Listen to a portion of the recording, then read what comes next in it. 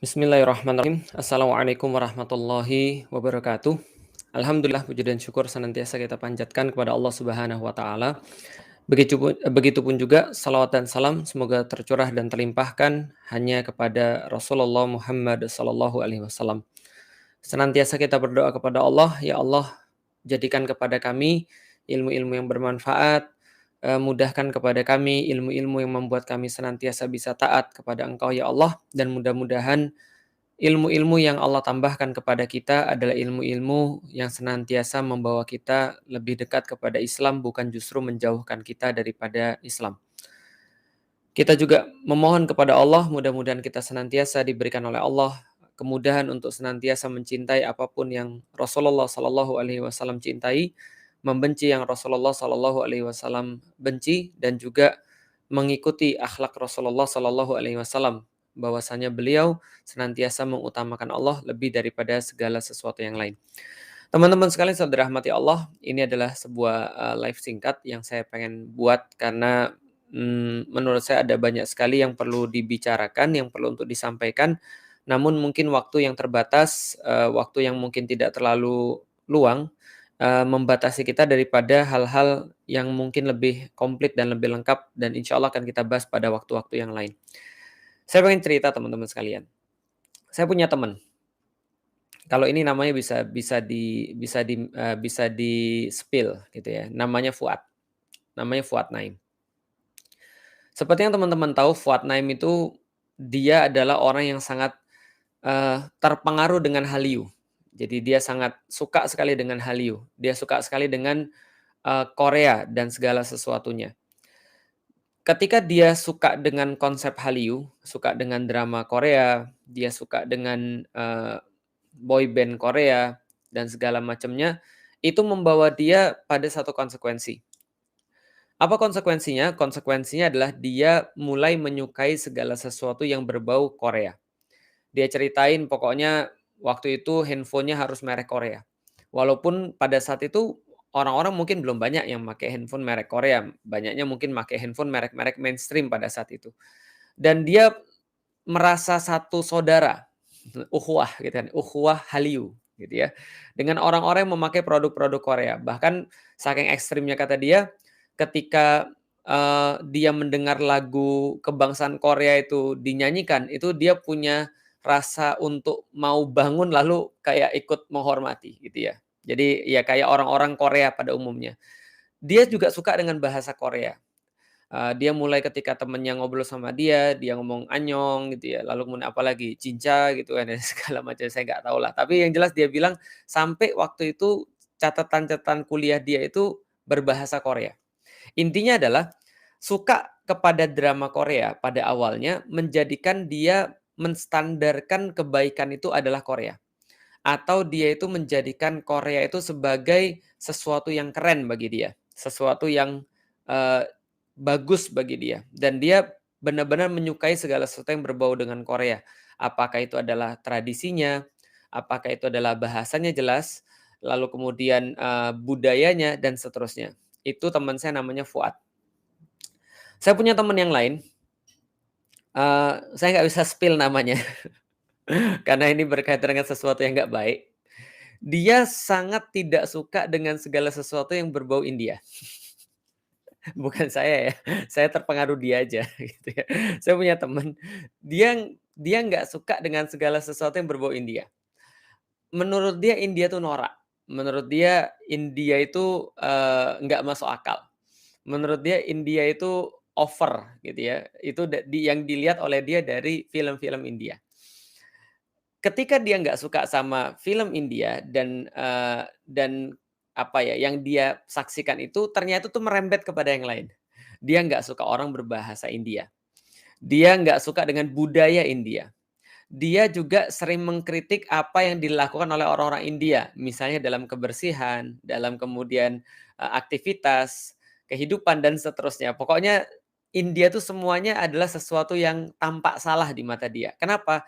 Karena dia tidak suka apa yang dia saksikan mungkin budaya India yang merembet ke mana-mana. Oke, saya mau ngambil contoh lagi. Saya punya keluarga yang dia itu pernah menyaksikan penjajahan pada zamannya Jepang. Dan bagi dia Jepang tuh selalu salah. Bagi dia Jepang tuh selalu nggak bagus. Berlainan dengan saya adalah produk Jepang. Saya adalah produk yang dari kecil itu seneng banget dengan Jepang. Saya nonton, anime Jepang, saya nonton Satria Baja Hitam, saya nonton Google Five, saya nonton Sesshomaru gitu ya, yang semuanya itu berbahasa Jepang dan saya menjadikan Jepang tuh sebagai kiblat saya. Saya main game, gamenya dari Jepang, saya baca komik, komiknya dari Jepang, Kung Fu Boy gitu kan ya, lalu kemudian Dragon Ball dan segala macam. Segala sesuatu yang berbau Jepangan itu menarik bagi saya. Nama Jepang itu keren, pedang Jepang itu keren, budaya Jepang itu keren, cara mereka berpakaian itu keren, cara mereka ngomong somehow kelihatan sesuatu yang keren bagi saya. Artinya saya berbeda dengan saudara saya 180 derajat. Dia bingung, "Lik, kamu kok suka sama Jepang sih?" Padahal Jepang itu penjajah tahu nggak sih? Jepang itu saya pernah merasa loh dijajah. Mereka tuh sadis loh, kejam loh, Lik. Saya bilang, "Saya nggak tahu apa yang kamu maksud." Karena mungkin kita hidup di zaman yang berbeda. Tapi yang perlu saya sampaikan adalah ternyata persepsi orang tuh bisa berbeda-beda. Saya yang menyukai budaya Jepang, menyukai komik Jepang, menyukai anime Jepang, kartun Jepang, akhirnya menyukai segala sesuatu tentang Jepang. Dan saya mengasosiasikan segala sesuatu tentang Jepang tuh menarik.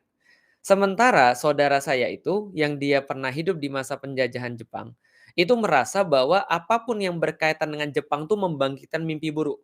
Maka dia nggak suka dengan bahasa Jepang. Maka dia nggak suka dengan pedang Jepang. Maka ketika melihat bahkan bootnya orang Jepang, dia nggak suka.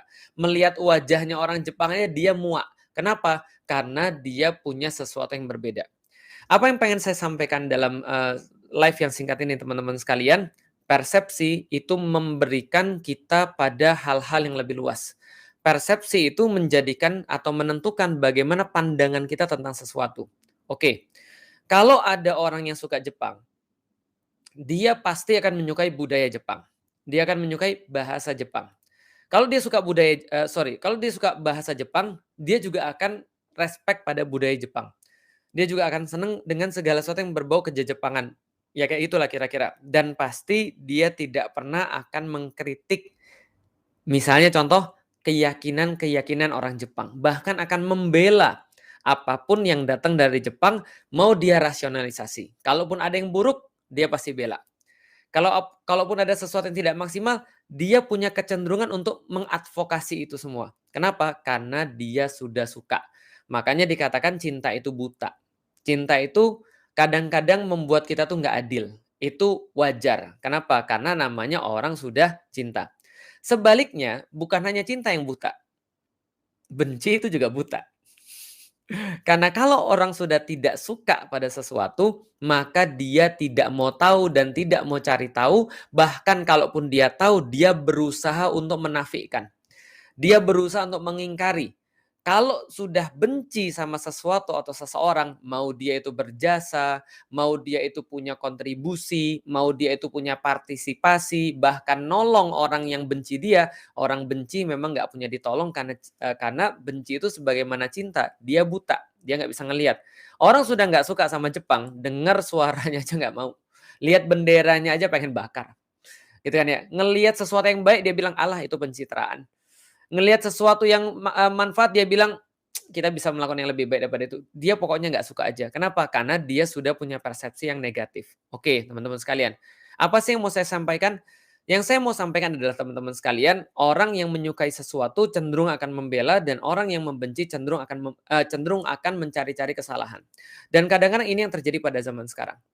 Berapa banyak yang kita lihat, ada orang-orang yang sebenarnya mereka itu entah mereka benar-benar membenci satu kaum, membenci satu etnis, atau mereka sebenarnya membenci budaya yang ada di dalamnya, membenci, apa ya, misalnya kondisi atau kadang-kadang bisa jadi juga membenci agama.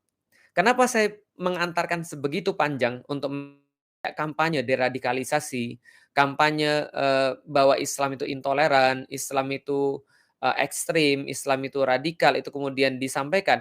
Ada satu kata-kata yang sering saya dengar, apa? Bahwa Islam itu diidentikan dengan Arab, ya kan? Maka muncul bagaimana cara orang-orang yang nggak suka dengan Islam sebenarnya untuk ngata-ngatain orang-orang yang bagi mereka terlalu Islami, mereka sebut mabuk agama. mereka sebut kadal gurun, mereka sebut unta padang pasir, dan seterusnya. Kenapa? Karena mereka berusaha untuk mengidentikan antara Islam itu sama dengan Arab.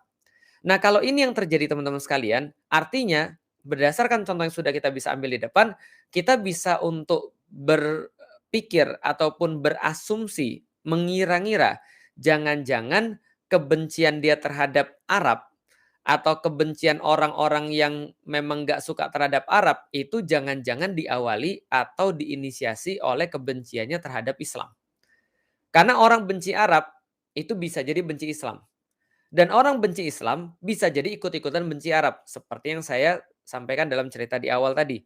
Cuman masalahnya adalah kadang-kadang ada orang-orang yang mereka tidak sanggup atau tidak berani untuk nyerang Islam, akhirnya nyerang Arab, kan gitu sebenarnya. Makanya mereka itu, mengidentikan Islam dengan Arab.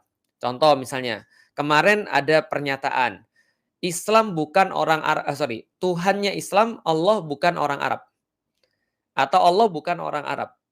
Pertanyaannya adalah kalau saya selain mempermasalahkan pernyataannya itu, saya juga mempermasalahkan kenapa harus orang Arab? Kenapa nggak Tuhan itu bukan orang Indonesia? Atau Tuhan itu bukan orang Inggris? Atau Tuhan bukan orang Eropa? Atau Tuhan bukan orang Cina misalnya? Ya kan ya? Nah, kenapa nggak kata-katanya orang yang lain, etnis yang lain, tapi harus etnis Arab? Berarti ada sentimen terhadap Arab di situ. Baru-baru lagi kemudian ada yang bilang, Arab itu kalau seandainya nggak punya Ka'bah, itu dia nggak ada kehormatan, dia tuh nggak ada apa-apanya, Arab tuh barbar, jelek, sadis, dan seterusnya. Nah, ada apa ini sebenarnya? Ucapan-ucapan kebencian terhadap Arab yang saya melihat itu adalah ungkapan kebencian terhadap Islam sebenarnya. Karena mereka dari awal konsisten mengaitkan antara Islam dengan Arab. Sehingga ketika mereka menjelekkan Islam, maaf, sehingga ketika mereka menjelekkan Arab, maka mereka ingin mendistorsi atau menjelekkan Islam juga. Contoh deh, kayak gini ya. Oke, coba kita lihat. Kata-kata di balik itu. Kalau ada orang mengatakan Arab itu dulu nggak punya kehormatan, Arab tuh nggak punya budaya, Arab itu nggak punya apa ya, nggak punya peradaban, Arab itu kacau balau, Arab tuh tersesat. Oke, nggak sepenuhnya salah karena memang Allah sendiri mengatakan di dalam Al-Qur'an bahwasanya wa in kanu min qablu lafi dhalalim mubin. Allah sampaikan bahwa sebelum datangnya Islam, sebelum datangnya Rasul, sebelum datangnya Al-Qur'an, orang-orang yang ada di Arab itu mereka dalam kesesatan yang mubin, yang nyata. Betul, sebelum datang Islam. Tapi mengatakan bahwa mereka itu adalah nggak punya kehormatan, enggak juga sih sebenarnya. Karena secara faktual justru orang-orang Arab itu punya honor yang sangat tinggi sekali. Karena itulah mereka dalam tanda kutip kadang-kadang berperang itu untuk mempertahankan kehormatan. Ya kayak orang-orang Bugis lah, dia punya siri gitu misalnya ya. Dia punya kehormatan yang tinggi sekali. Dia nggak boleh misalnya kalau seandainya istrinya diganggu atau dirinya diganggu, bahkan diomongin. Nah, itu adalah bentuk daripada kehormatan yang mungkin ada sebelum adanya Islam atau adanya Indonesia.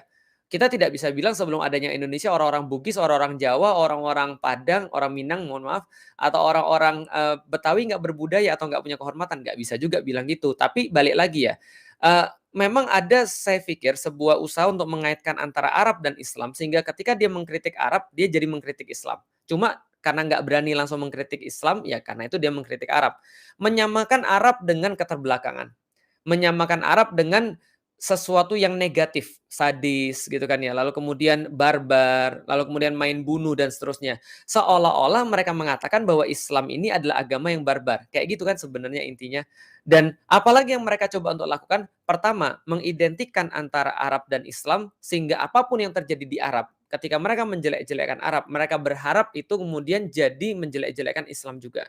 Yang kedua teman-teman sekalian yang tidak kalah bahayanya adalah ketika mereka mau mengaitkan antara Arab dengan Islam, berarti mereka coba ingin mengatakan bahwa tidak mesti kamu itu beragama Islam, karena Islam itu adalah agamanya orang Arab, bukan agamanya orang Indonesia. Nggak cocok di Indonesia. Makanya muncul kata-kata, mau-maunya dibohongin sama orang Arab. Gitu kan ya.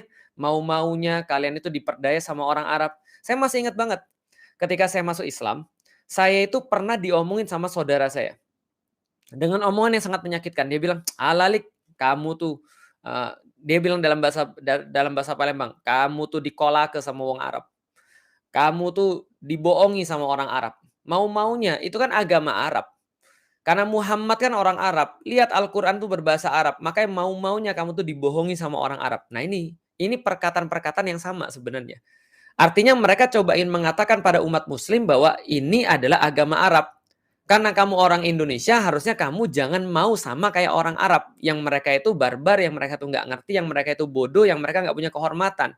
Dan mereka dikasih Islam untuk mereka. Nah, Islam di sini tuh berbeda dengan Islam di sana. Nah, itu pengen mereka katakan kan gitu. Artinya dia pengen untuk memecah dan memutus bahwa Islam ini adalah agama rahmatan lil alamin, adalah agama untuk seluruh universe alam semesta gitu loh. Nah, kenapa harus diturunkan dalam bahasa Arab? Nah, itu kita bisa kaji lagi dalam dalam masalah itu dan saya pikir ustadz-ustadz sudah banyak sekali menjelaskan tentang kenapa sih Al-Qur'an diturunkan dalam bahasa Arab, kenapa sih nabi itu harus kemudian kenapa nabi itu kemudian dipilih oleh Allah di Jaziratul Arab dan berbahasa Arab dari orang Quraisy dan segala macam. Itu sudah banyak sekali bahasanya.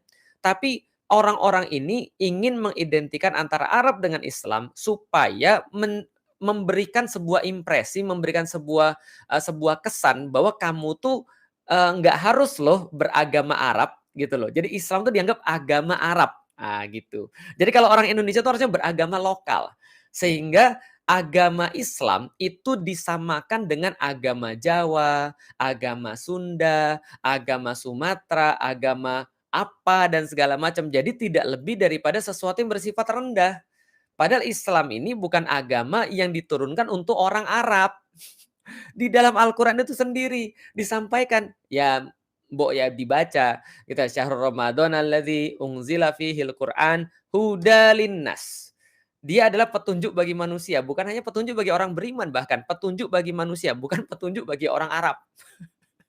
Walaupun kemudian Allah katakan dalam bahasa Arab yang jelas Al-Quran itu. Tapi untuk apa? Untuk memperingatkan kepada manusia. Menjadi huda, petunjuk bagi manusia. Memberikan kabar gembira bagi manusia. Memberikan kemudian peringatan bagi manusia. Kan gitu kan. Artinya ya ini adalah usaha yang saya pikir sangat ngeri sekali. Makanya Rasulullah Shallallahu Alaihi Wasallam itu mewanti-wanti pada kita. Bahwasanya siapapun yang membenci orang Arab gitu kan ya. Menipu orang Arab, dia tidak termasuk orang yang mendapatkan syafaat Rasulullah. Kenapa? Karena gini loh, teman-teman sekalian. Memang betul, Islam itu bukan Arab. Betul. Tapi kan mereka kan pengen mengidentikan Islam dengan Arab. Jadi seolah-olah kemudian beragama Islam itu beragama Arab. Maka seolah-olah kalau mereka kemudian ngelihat kita Islami, mereka bilang kadrun. Kan gitu. Mereka lihat ada orang Islami, mereka bilang unta Arab. Kan gitu. Jadi mereka berusaha ingin mengidentikan antara Islam dengan Arab gitu loh. Ketika kita kemudian berusaha untuk menunjukkan identitas keislaman kita dibilang padang pasir gitu kan ya. Ini kan yang mereka mau sebenarnya. Kerudungan itu mereka bilang alah zaman dulu padang pasir kan gitu. Nah, jadi sebenarnya mereka ingin mengidentikan Islam dengan Arab. Dan kita sudah tahu Islam itu bukan Arab. Kenapa Islam itu bukan Arab? Buktinya ada orang Arab yang menentang Islam. Itu udah jelas dari dulu. Islam bukan Arab. Dan menjadi Arab tidak mesti dia jadi Islam. Ya buktinya sudah kita tahu. Sampai sekarang pun banyak orang-orang Arab yang juga beragama selain Islam.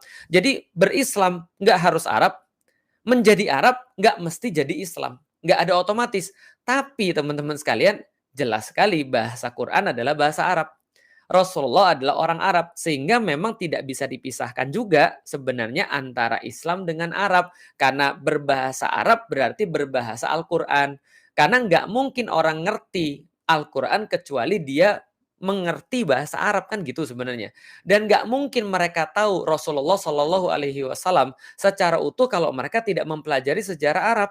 Kalau mereka tidak mempelajari sejarah bagaimana kemudian tempat di dalam Al-Quran diturunkan. Dan saya rasa itu adalah sesuatu yang fair, sesuatu yang wajar. Ya jangankan bicara tentang Islam lah, jangankan bicara tentang agama lah. Ya si Fuad aja tuh ketika dia kemudian nonton film Korea, drama Korea dan segala macam. Terus ditanya sama orang, cita-citamu pengen kemana? Ya pengen ke Korea.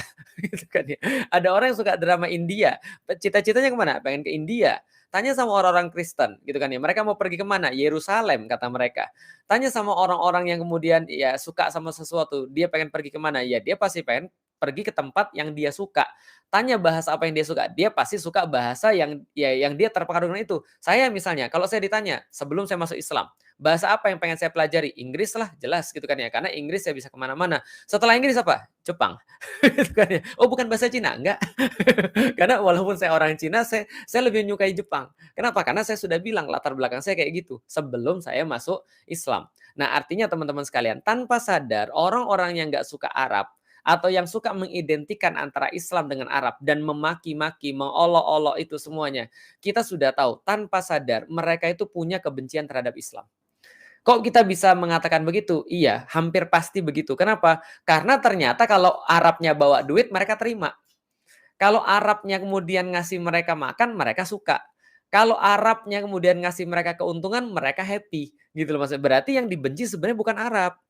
Bukan orang Arab, tapi yang dibenci sebenarnya adalah agama Islam. Karena mereka selalu mengaitkan antara agama Islam dengan Arab dan mengkritik dengan cara seperti itu. Ada orang yang pengen menerapkan syariat Islam, mereka bilang kadrun, mereka bilang apa? Unta padang pasir, pengen balik lagi ke zaman pasir ya Mas.